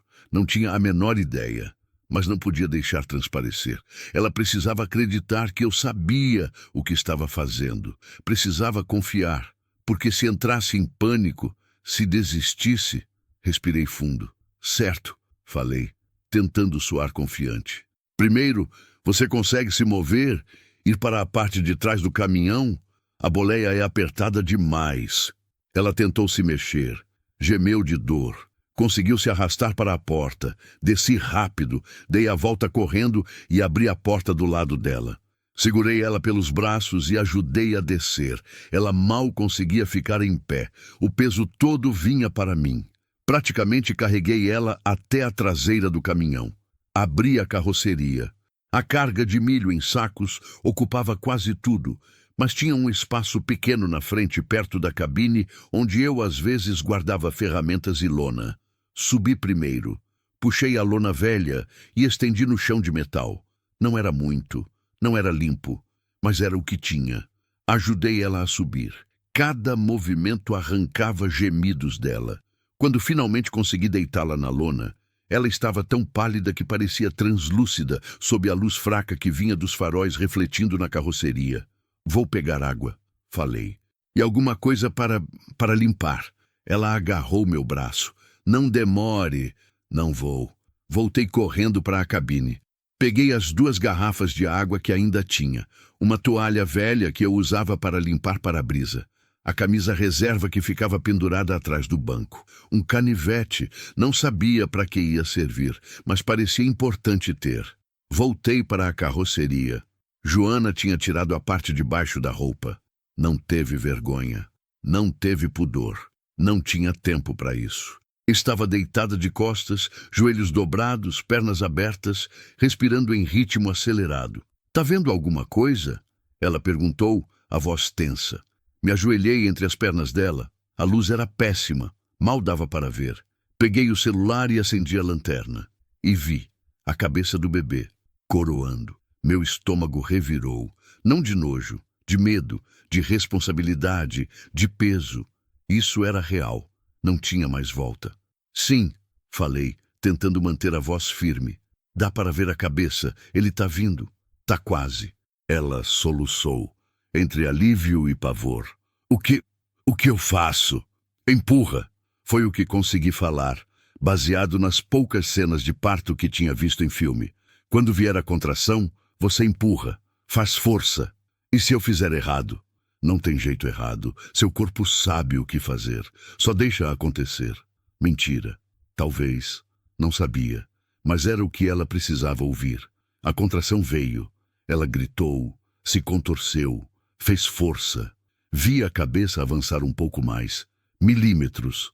Mas avançar.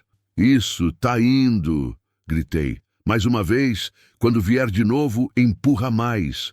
Não consigo. Consegue sim. Você aguentou 3 anos de porrada. Aguentou ser amarrada numa cerca. Aguentou quase morrer queimada. Você é forte pra caralho, Joana. Então empurra. Ela me olhou surpresa com o palavrão, com a intensidade, e sorriu. Um sorriso pequeno, cansado, mas real. Vou tentar. A próxima contração veio. Ela empurrou. A cabeça saiu. Completamente. Eu segurei. Instintivamente, com as 2 mãos. Era pequena, quente, úmida, coberta de coisas que preferi não identificar. A cabeça tá fora, gritei. Mais uma, só mais uma. Joana reuniu todas as forças que ainda tinha, todo o resto de vida que sobrara naquele corpo machucado, sangrando, exausto, e empurrou. O bebê saiu, deslizou direto nas minhas mãos, pequeno, molhado, silencioso. Silencioso demais. Meu coração parou. O bebê não estava chorando, não estava se mexendo, só estava ali nas minhas mãos, mole, inerte, azulado. Por que ele não está chorando? Joana perguntou, pânico na voz. Roberto, por que meu filho não está chorando? Não sei o que fiz. Agi no instinto, no desespero, na lembrança vaga de alguma coisa que vi em algum lugar. Limpei o rosto do bebê com a toalha. Tirei as secreções da boca, do nariz, virei ele de bruços apoiado na minha mão e dei um tapa leve nas costas. Nada. Outro tapa, mais forte. Nada. Faz alguma coisa.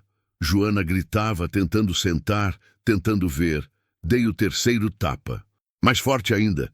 E o bebê tossiu, tossidinha fraca, depois outra, e então chorou. Alto, agudo, irritado. O choro mais bonito que eu já ouvi na vida. Ele tá vivo, sussurrei, quase sem acreditar. Ele tá vivo, Joana. É um menino. Tá vivo. Ela desabou na lona, chorando. Não de dor, de alívio, de alegria, de exaustão. Enrolei o bebê na camisa limpa que tinha trazido e coloquei ele no peito dela. Os bracinhos minúsculos se mexiam, os olhos apertados. A boca aberta, chorando, reclamando de ter sido tirado de onde estava quente e confortável. Joana o segurou como se fosse a coisa mais preciosa do universo, porque era. Oi, meu amor, ela sussurrava, beijando a cabecinha. Oi, a mamãe tá aqui. Tá tudo bem, você tá seguro. Fiquei ali, ajoelhado, olhando. Minhas mãos tremiam. Estavam cobertas de sangue, de fluidos, de vida. Eu tinha acabado de trazer alguém ao mundo. Eu, um caminhoneiro solitário, viúvo, vazio, que tinha passado 3 anos só esperando a morte chegar. Tinha trazido vida. Chorei. Não tentei segurar. Não tentei disfarçar. Só deixei as lágrimas virem, quentes, limpando um pouco da sujeira do rosto. Obrigada, Joana disse me olhando. Obrigada, Roberto, por tudo. Você salvou nós dois. Balancei a cabeça. A gente se salvou junto. Falei, repetindo as palavras que ela tinha dito antes. Lembra? Ela sorriu. E naquele momento, naquela carroceria de caminhão suja, no meio da BR-153, sem hospital, sem médico, sem nada além de nós três, eu me senti vivo de novo. Pela primeira vez em 3 anos, vivo de verdade. Fim do capítulo 6, continue e alongue o próximo 10.35 Orchestrated Extended Narrative Chapter with Emotional Depth and Sensory Details. O usuário quer que eu continue e alongue o próximo capítulo. Estamos no capítulo 7 agora. Vou precisar desenvolver. O que acontece após o nascimento do bebê? A viagem para o hospital ainda precisa acontecer. Desenvolvimento emocional do Roberto. A situação de Joana e o bebê precisa ser resolvida. Momentos de tensão ainda podem existir. Saúde da mãe, do bebê, etc. Reflexões sobre o passado e o futuro. O vínculo entre Roberto e Joana, bebê, se desenvolvendo. Vou criar um capítulo alongado, focando em os momentos após o parto na carroceria. A necessidade ainda de chegar ao hospital, possíveis. Complicações ou medos. Diálogos profundos entre os dois. Roberto lidando com suas emoções, a jornada continuando. Preparação para o desfecho da história. Vou manter o tom emocional, a tensão necessária e alongar bem o capítulo com detalhes sensoriais, diálogos e reflexões internas. Capítulo 7. A travessia. Ficamos ali parados por alguns minutos. Eu, ajoelhado no chão de metal da carroceria, as mãos ainda tremendo, o corpo todo doendo de tensão acumulada. Joana deitada na lona suja, segurando o filho recém-nascido contra o peito, chorando baixinho enquanto o embalava. O bebê, enrolado na minha camisa velha, choramingando de vez em quando, os olhinhos fechados, os dedinhos minúsculos se abrindo e fechando no ar. O silêncio ao redor era quase completo. Só o vento soprando leve pela estrada vazia, o farfalhar das árvores, o zumbido distante de algum inseto noturno, e aquele choro pequeno, frágil, insistente. Vida, pura, crua, insistente. Respirei fundo. O ar entrou nos pulmões carregado de cheiro de terra, de suor, de sangue. Não era cheiro ruim, era cheiro de verdade. De coisa que aconteceu de verdade, sem filtro, sem máscara. A gente precisa ir, falei finalmente, a voz saindo rouca. Para o hospital, você ainda está sangrando. E o bebê, a gente precisa que um médico olhe ele, veja se está tudo bem. Joana olhou para mim, os olhos vermelhos, inchados, mas com um brilho que não estava lá antes. Ele está bem, ela disse suave. Eu sinto, ele está bem. Pode ser, mas melhor ter certeza. Limpei as mãos na toalha velha, tentando tirar o máximo de sangue. Você consegue ficar aqui atrás enquanto eu dirijo? Ou prefere tentar voltar para a cabine? Ela olhou ao redor, para a carroceria apertada, para os sacos de milho empilhados, para o espaço pequeno onde estava deitada. Aqui tá bom, respondeu. Não quero me mexer muito, e ele tá quentinho assim, junto de mim. Assenti. Vou devagar então, sem solavancos, sem acelerar muito. Não se preocupa, a gente aguenta, mas eu via a palidez no rosto dela, via o quanto ela tremia, via o sangue que continuava escorrendo, manchando a lona embaixo. Ela estava fraca, muito fraca, tinha perdido sangue demais, se esforçado demais, aguentado demais, precisava de hospital, de soro, de transfusão talvez. E rápido. Vou deixar meu celular aqui, falei, tirando o aparelho do bolso e colocando ao lado dela. Se precisar de qualquer coisa mesmo, você bate na parede da cabine, eu paro na hora. Combinado? Combinado. Peguei uma das garrafas de água e deixei perto dela também. Bebe, você precisa de líquido. Ela pegou a garrafa com uma das mãos, a outra segurava o bebê e bebeu alguns goles. Vi a garganta dela se movendo com dificuldade, como se engolir doesse. Pronto, disse ela, devolvendo a garrafa. Pode ir, a gente fica bem. Olhei para ela mais uma vez. Para aquela mulher que algumas horas atrás estava amarrada numa cerca, esperando morrer queimada, e agora estava ali, segurando um filho nos braços, viva, inteira, forte de um jeito que eu não conseguia compreender completamente. Você é incrível, falei sem pensar. Ela sorriu, cansada, mas genuína. Você também. Desci da carroceria, fechei a porta com cuidado para não fazer barulho alto e voltei para a cabine. Sentei no banco do motorista. O couro estava frio agora. A noite tinha esfriado o interior do caminhão. Coloquei as mãos no volante e olhei para elas. Ainda estavam manchadas de sangue. Tinha secado entre as linhas da palma, embaixo das unhas, nas feridas abertas pelas farpas do arame. Doíam, pulsavam, mas era dor distante, como se pertencesse a outra pessoa. Girei a chave. O motor pegou no primeiro giro, ronco grave, familiar, reconfortante. Engatei a primeira marcha e saí dali. Devagar dessa vez, muito devagar. 30 quilômetros por hora, 40 no máximo. Cada buraco que aparecia, eu desviava. Cada lombada, eu passava com cuidado. Cada curva, fazia suave, sem trancos. A estrada estava vazia. Só eu, as estrelas acima e o asfalto se estendendo à frente iluminado pelos faróis. Silêncio dentro da cabine. Lá atrás, na carroceria, 2 vidas dependiam de mim. 2 vidas que não existiriam se eu tivesse seguido em frente algumas horas atrás. Se eu tivesse feito o que sempre fazia, o que era mais fácil, o que era mais seguro. Mas eu tinha parado e tudo tinha mudado.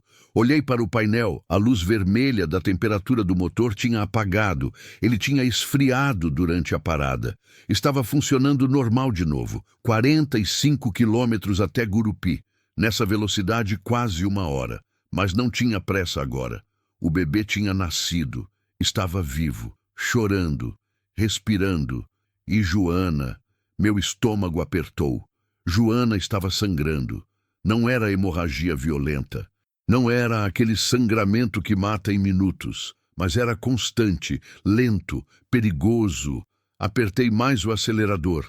50, 55. Tinha que equilibrar. Não podia ir devagar demais e deixar ela sangrar até não ter mais nada. Mas não podia ir rápido demais e arriscar sacudi-los tanto que piorasse a situação. Equilibrar. Sempre equilibrar. A vida inteira era sobre isso, percebi. Equilibrar velocidade e segurança. Cuidado e coragem. Viver e sobreviver. Passaram-se 20 minutos. Silêncio. Nenhum barulho da carroceria, nenhuma batida na parede, nada. Isso era bom ou ruim? Talvez ela tivesse dormido, desmaiado, morri. Não podia pensar assim. Ela estava bem, o bebê estava bem. Tinham que estar. Mais 10 minutos. Vi uma placa. Gurupi, 25 quilômetros, quase lá. Foi quando ouvi. Uma batida fraca na parede que separava a cabine da carroceria. Toque, toque. Meu coração disparou. Pisquei o pisca-alerta e comecei a reduzir. O caminhão foi parando na beira da estrada. Tranquei a direção, desliguei o motor, saí correndo. Dei a volta até a traseira e abri a porta da carroceria. Joana, tá tudo bem? O que aconteceu? Ela estava sentada agora, apoiada nos sacos de milho, o bebê ainda no colo. Virou o rosto na minha direção e, mesmo na penumbra, vi o sorriso. Tá tudo bem, disse ela, a voz fraca, mas tranquila. Só queria te agradecer, de novo, e dizer que eu acho que ele tá com fome. Peguei a lanterna do celular e iluminei. O bebê estava acordado, a boquinha se abrindo e fechando, procurando, os bracinhos se mexendo inquietos. Ele quer mamar, Joana explicou. mas eu não sei se eu consigo. Nunca fiz isso antes. Tenta, falei suave. O corpo sabe. Instinto, igual o parto. Ela assentiu e ajeitou o bebê contra o peito. Levou alguns segundos, alguns ajustes, mas finalmente o pequeno encontrou o que procurava e começou a sugar. Joana soltou um suspiro de alívio, misturado com alguma coisa que parecia emoção pura. Tá funcionando, ela sussurrou maravilhada. Ele tá mamando, tá comendo. Sorri. Não consegui evitar. Vocês são fortes, falei. Os dois, mais fortes do que imaginam. Aprendi com você. Não, balancei a cabeça. Eu só dirigi um caminhão. Você que fez a parte difícil. Você que aguentou, que lutou, que sobreviveu. Ela me olhou por um tempo longo. Sem você, a gente estava morto, disse finalmente. Então não diminui o que você fez. Foi grande, foi tudo. Não soube o que responder. Então só fiquei ali, parado, olhando mãe e filho. 25 quilômetros, falei, depois de um tempo. Mais uns 20 minutos e a gente chega. Consegue aguentar? Consigo. Agora que ele mamou, acho que vou conseguir qualquer coisa. Certo. Então vamos. Fechei a porta de novo, voltei para a cabine e segui. Dessa vez, minha mente estava mais calma. O pânico tinha diminuído. O medo tinha dado lugar a algo mais parecido com propósito. Eu tinha uma missão, levar eles até o hospital, garantir que recebessem cuidado. E depois eu não sabia. Não tinha pensado no depois, no que ia acontecer quando chegássemos, quando os médicos assumissem, quando Joana e o bebê estivessem seguros. Eu ia voltar para o caminhão, seguir viagem, fazer a entrega de milho que já estava atrasada 2 dias, ia simplesmente continuar, como se nada tivesse acontecido. A ideia me deu náusea, não dava mais para voltar, para ser quem eu era antes. O Roberto de 24 horas atrás já não existia mais. Tinha morrido naquela cerca, naquele fogo, naquele momento em que escolhi parar em vez de seguir. E quem era o Roberto de agora? Não sabia. Ainda estava descobrindo. As luzes de Gurupi apareceram no horizonte. Primeiro tímidas, pontos amarelos espaçados. Depois mais densas, iluminando o céu com aquele brilho alaranjado característico de cidade pequena. Acelerei um pouco. 60, 70. Entrei na cidade. Ruas mais largas, postes de iluminação, casas, comércios fechados. Algumas pessoas ainda andando pelas calçadas, voltando de algum lugar, indo para algum lugar. Vida normal. Gente vivendo suas vidas normais, sem fazer ideia do que tinha acontecido dentro daquele caminhão. Parei num sinal vermelho. Um carro parou do lado. Um casal dentro, rindo de alguma coisa, felizes, despreocupados.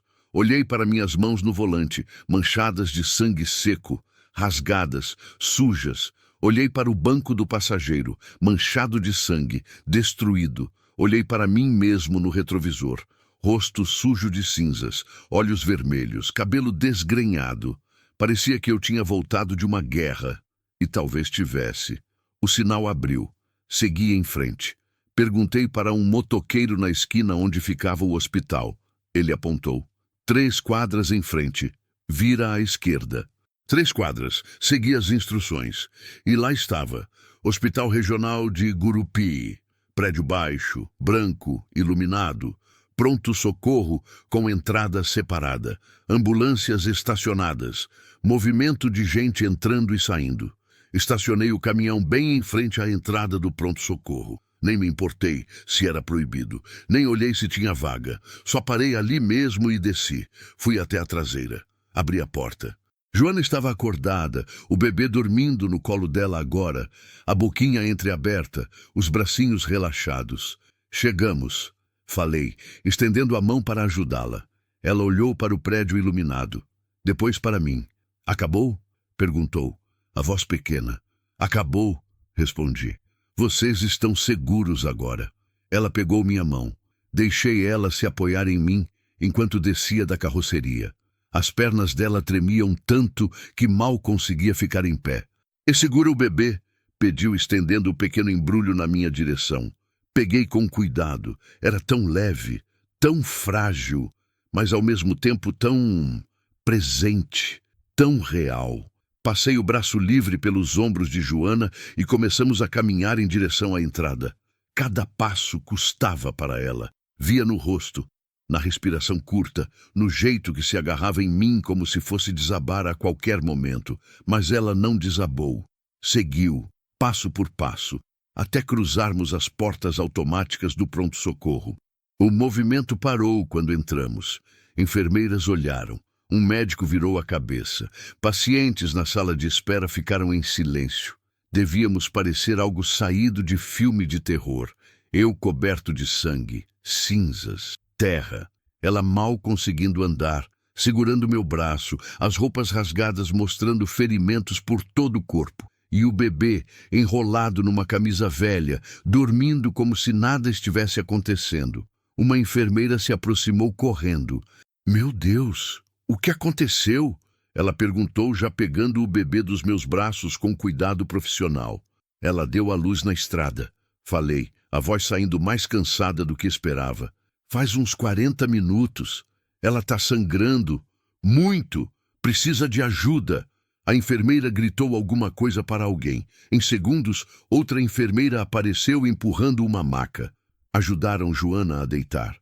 Começaram a verificar sinais vitais, fazer perguntas, agir com aquela eficiência rápida de quem sabia exatamente o que fazer. Fiquei ali parado, de pé, no meio do pronto-socorro, sem saber o que fazer agora. Minha parte tinha terminado. Eles iam cuidar dela, do bebê. Iam fazer o que eu não conseguia fazer. Eu só tinha sido a ponte, o caminho entre a morte e a vida. E agora... Senhor, uma voz me trouxe de volta. Outra enfermeira, mais velha, estava na minha frente. O senhor está bem? Está machucado? Olhei para minhas mãos, para os cortes, para o sangue. Estou, respondi. São só arranhões. Deixa eu limpar e enfaixar, pelo menos. Senão infecciona. Deixei ela me guiar até uma cadeira. Sentar. Limpar as feridas com álcool que ardeu tanto que precisei morder o lábio para não reclamar. Enfaixar com gaze limpa. Enquanto ela trabalhava, olhei para o corredor. Joana tinha sumido, levada para algum lugar lá dentro. O bebê também. Estavam sendo cuidados. Estavam seguros. A missão tinha sido cumprida. Então por que meu peito estava tão apertado? Por que sentia vontade de me levantar e correr atrás? Por que tinha medo de nunca mais vê-los? Pronto, a enfermeira disse, dando um nó final no enfaixe. Toma esse papel, é para caso precise de atestado ou algo assim. E toma antibiótico. Qualquer coisa, procura um médico. Peguei o papel, agradeci e fiquei ali, sentado, sozinho, esperando, sem saber muito bem o que. Fim do capítulo 7. Continue e alongue o próximo. 10 Street Knife Architected Emotionally Resonant Final Chapter. Exploring Redemption, Grief and Human Connection. Este é o capítulo 8, o último da história conforme a estrutura pedida. Preciso criar um desfecho emocionalmente impactante que mostre a transformação do Roberto de viúvo vazio e solitário para alguém que redescobriu propósito e conexão humana. Dê um fechamento para a história de Joana e do bebê. Eles precisam estar seguros e bem. Explore o vínculo que se formou entre Roberto e Joana através dessa experiência traumática. Abordar temas de luto, redenção, novos começos e empatia. Não precisa de grande recompensa. O gesto e o vínculo bastam. Deixar mensagens sobre empatia, luto, redenção e encontros que curam. Final tocante com mudança interior do caminhoneiro. Pode haver pausa na estrada, novo recomeço ou renascimento emocional. Vou alongar bem este capítulo final, explorando a espera no hospital. Conversa com os médicos sobre o estado de Joana e do bebê. Reencontro com Joana. Reflexões profundas do Roberto sobre Márcia, sobre sua jornada, sobre o significado do que aconteceu. Decisões sobre o futuro, não necessariamente românticas, mas sobre conexão humana. Um desfecho que mostre que ambos se salvaram mutuamente. Encerramento poético e emocionante. Preciso manter o tom realista, emocional, mas não melodramático, com diálogos autênticos e reflexões profundas sobre solidão, perda e recomeço. Capítulo 8. Renascimento. Passou 1 hora, talvez mais. Perdi a noção do tempo ali sentado naquela cadeira de plástico duro do pronto-socorro, olhando o movimento ao redor sem realmente ver nada. Gente entrando, gente saindo. Enfermeiras passando rápido com bandejas e papéis. Médicos sendo chamados pelo interfone. Crianças chorando. Alguém tossindo no canto. Vida acontecendo. Normal, comum, cotidiana. Como se o mundo não tivesse quase acabado algumas horas atrás. Minhas mãos enfaixadas descansavam no colo. Ainda doíam, mas era dor surda agora, constante, quase reconfortante. Prova de que tudo tinha sido real. De que eu não tinha imaginado nada, de que eu realmente tinha feito aquilo. Olhei para o relógio na parede. 11h40 da noite. 12 horas atrás eu estava em Anápolis, carregando milho, planejando uma viagem rotineira. Mais uma, igual a 1000 outras que eu tinha feito. Agora estava em Gurupi, coberto de sangue seco, esperando notícias de uma mulher que eu mal conhecia e de um bebê que eu tinha trazido ao mundo com minhas próprias mãos. A vida muda rápido, às vezes em segundos.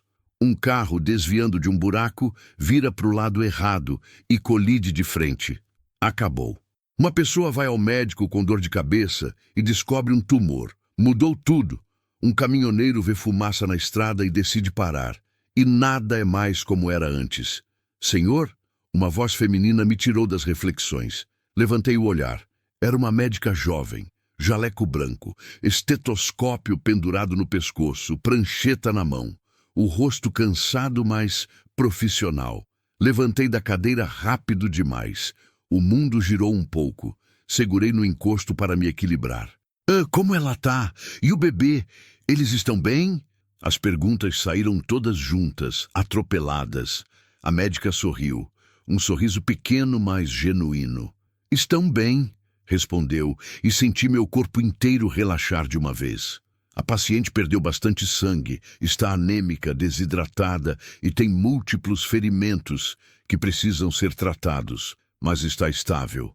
Fizemos transfusão, demos soro, limpamos e suturamos os cortes nos pulsos e antebraços. Ela vai ficar internada por alguns dias, mas vai se recuperar completamente. E o bebê?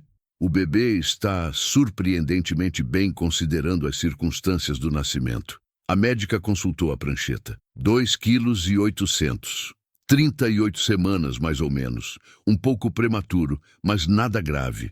Os sinais vitais estão todos normais. Está na incubadora só por precaução, mas provavelmente amanhã já pode ficar com a mãe. Precisei sentar de novo. As pernas simplesmente não aguentaram mais. Obrigado, sussurrei. Não para a médica, para, sei lá, para Deus, para o universo, para Márcia, onde quer que ela estivesse.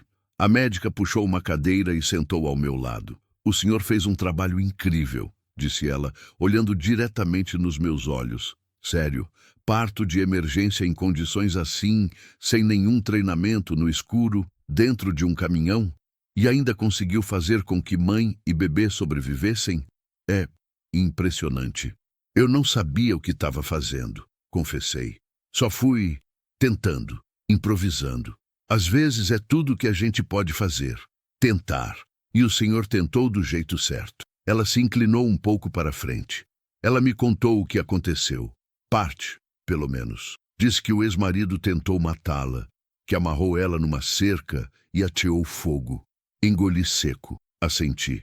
A polícia vai querer falar com o senhor. A médica continuou. E com ela, quando ela estiver em condições. Tentativa de feminicídio é crime grave. O homem precisa ser preso. Meu estômago revirou. O homem. Eu não tinha pensado nele desde que saímos dali. Será que ele tinha sobrevivido? Será que tinha conseguido sair do fogo? Ou será que... Tem algum problema se eu ver ela? Perguntei, mudando de assunto. Não queria pensar no ex-marido agora. A Joana. Só para ter certeza que ela tá bem mesmo. A médica hesitou. Ela está descansando. E precisamos limitar visitas.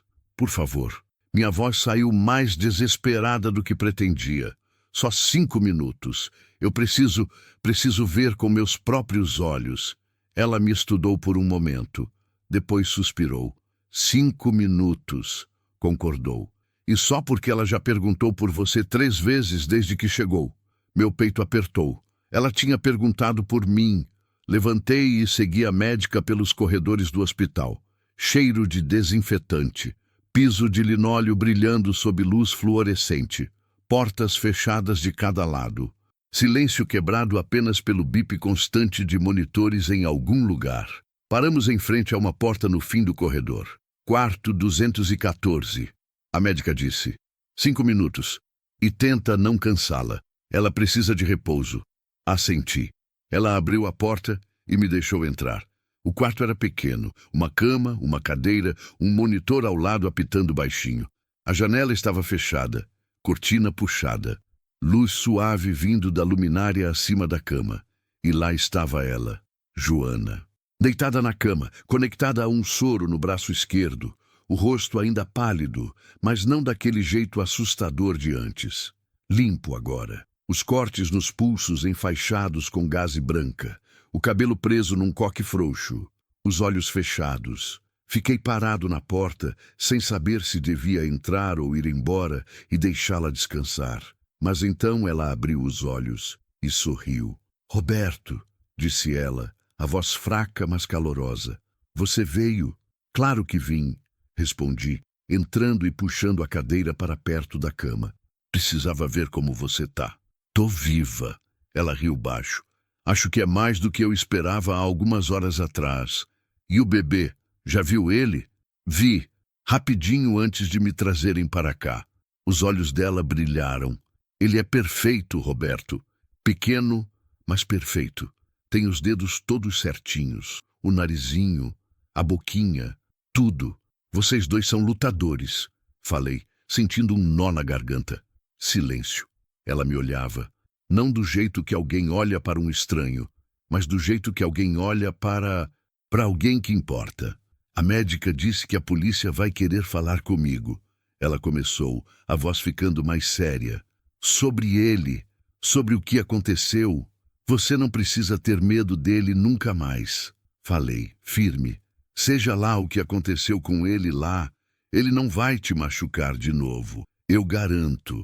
Eu sei. Ela estendeu a mão na minha direção.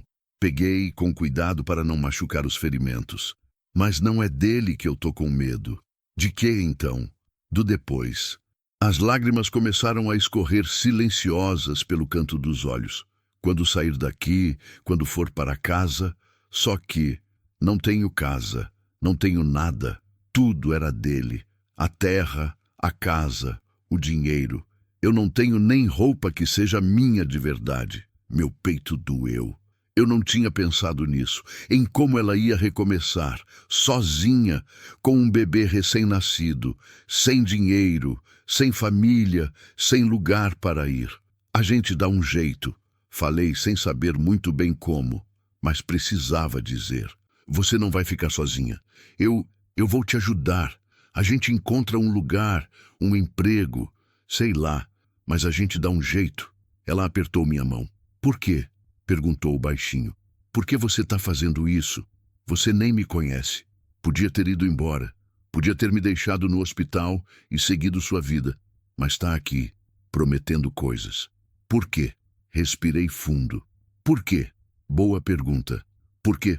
Comecei, buscando as palavras. Porque eu passei 3 anos só existindo. Acordando, dirigindo, dormindo.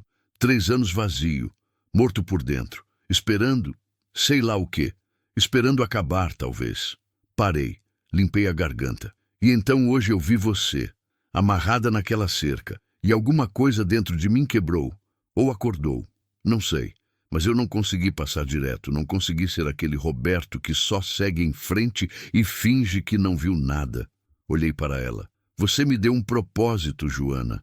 Pela primeira vez em 3 anos eu tive uma razão para acordar, para lutar, para viver.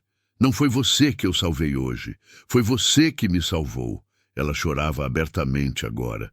A gente se salvou junto, sussurrou, repetindo a frase que já tinha virado verdade entre nós. A gente se encontrou quando os dois estavam morrendo e escolheu viver. Assenti, sem confiar na minha voz. Tem uma coisa que eu quero te pedir, ela disse, depois de um tempo. Qualquer coisa. O nome dele, do bebê. Ela me olhou firme. Quero que seja Roberto, igual você, se você deixar. Meu mundo parou. Joana, você trouxe ele ao mundo, ela continuou, com suas próprias mãos. Você lutou por nós dois. Arriscou sua vida. Você é a primeira pessoa que ele viu quando nasceu. A primeira voz que ele ouviu dizendo que ia ficar tudo bem. Não tem nome melhor para ele do que o seu. Eu não sabia o que dizer.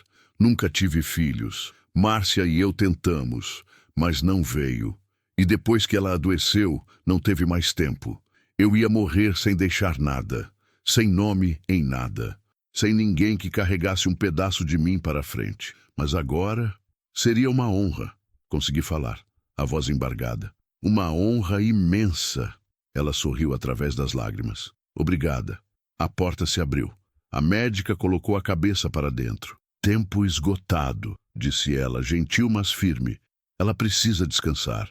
Assenti e me levantei. Joana segurou minha mão mais forte. Você vai embora? Perguntou, e ouvi medo na voz. Não, respondi, surpreendendo a mim mesmo com a certeza da resposta.